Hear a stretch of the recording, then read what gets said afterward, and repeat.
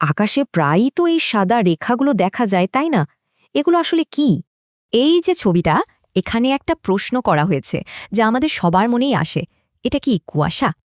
কিন্তু এর আসল ব্যাখ্যাটা, মানে এর পেছনের বিজ্ঞানটা কুয়াশার চেয়েও অনেক বেশি ইন্টারেস্টিং।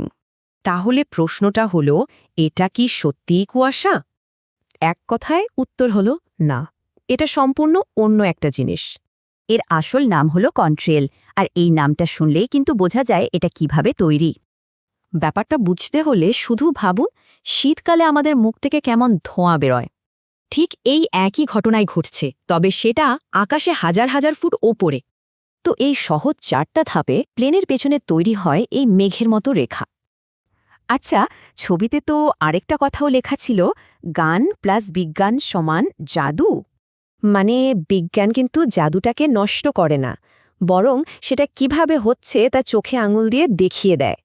তার মানে আকাশে আমরা যা দেখি তা হল সাধারণ কিছু উপাদানের অসাধারণ এক খেলা। ভাবলে অবাক লাগে, তাই না? আমাদের চারপাশে এমন কত জাদু লুকিয়ে আছে যার পেছনে রয়েছে সহজ বিজ্ঞান।